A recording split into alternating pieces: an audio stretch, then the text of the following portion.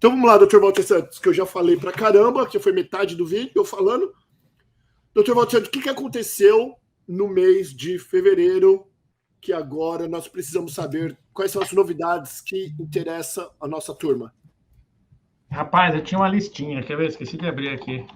Eu fiz uma Vamos lá, listinha para falar das novidades. Vamos lá, tá aqui abertinha. Vamos lá. No mês de fevereiro, aqui.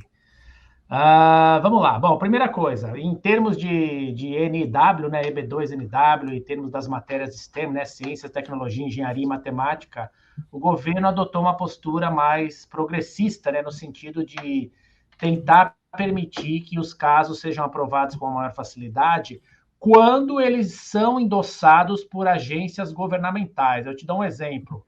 Você pega alguém que é formado em engenharia e tem um trabalho próprio que ele sabe desenvolver ou tem experiência em uma determinada área, ele entra em contato com o exército americano. O exército americano dá uma carta dizendo que tem o maior interesse em trabalhar com essa pessoa, de contratar essa pessoa, e só não o faz porque ela não tem legalização no país. Então, isso abre as portas para tentar um EB2NW que tem chance grande de sucesso, porque a pessoa tem a formação, ela qualifica e fica caracterizado o interesse nacional e mérito substancial, que é a essência de aprovar o NW. Não aquilo. Enfim, a quantidade de cursos de tá dando inglês que para o OPT, né, o Optional Practical Training de matérias STEM. Então, aumentou o número de matérias STEM.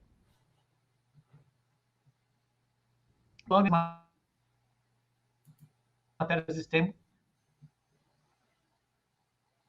Tá dando tá saindo do ar, Paulo? Oi, tá saindo do ar ou não? Não, aí deu umas travadas em você aí. Nós estamos ao vivo aqui. Vamos lá. Uhum. Que mais mudou? A gente soube por dados internos aí do Serviço de Imigração o porquê que os processos estão demorando. Bom, com a pandemia, muitos oficiais se aposentaram, outros foram transferidos, outros foram promovidos, até como forma de tentar segurar a mão de obra. O governo é um empregador como qualquer iniciativa privada. Só que os benefícios são limitados, eles não são como no Brasil, com estabilidade, senioridade e vitalicidade, que existe no Brasil. Aqui não existe esse tipo de garantia, tá? Como tem na Constituição brasileira. Então, muitos saem da iniciativa pública e vão para a privada.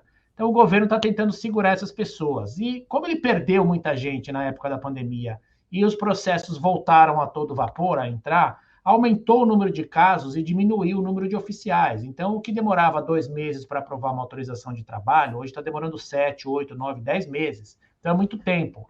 Então, o governo está se colocando nessa posição de contratar a pessoa. Só que vai tempo, você não contrata alguém para começar a trabalhar amanhã.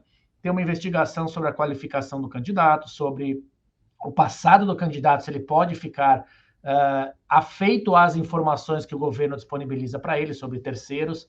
Então, tem essa investigação passada, tem um tempo de treinamento até que ele possa sentar e começar a trabalhar para o governo. Então, isso vai tempo.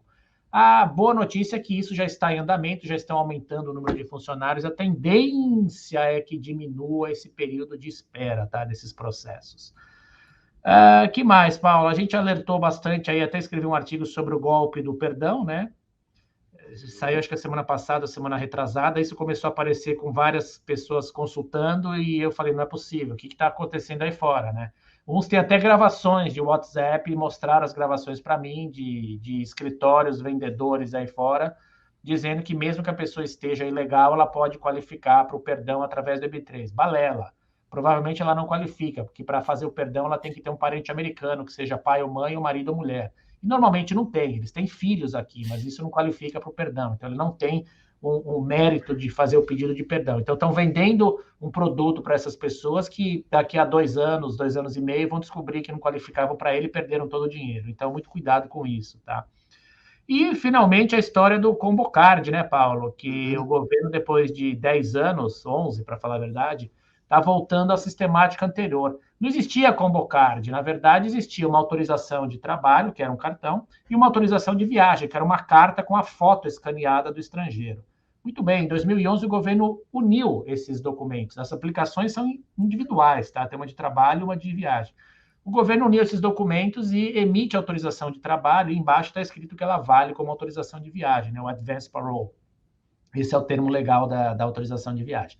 O governo, para acelerar a aprovação das autorizações de trabalho, voltou a separar essas decisões nas duas aplicações distintas. Então, ele quer agilizar as autorizações de trabalho, porque o país está com demanda de mão de obra. Então, prioriza-se a autorização de trabalho em detrimento da de viagem. Não que ela não vai ser aprovada, ela vai, só que vai demorar mais tempo. Então, nesse mês aí, foram essas tumultuosas aí alterações que surgiram.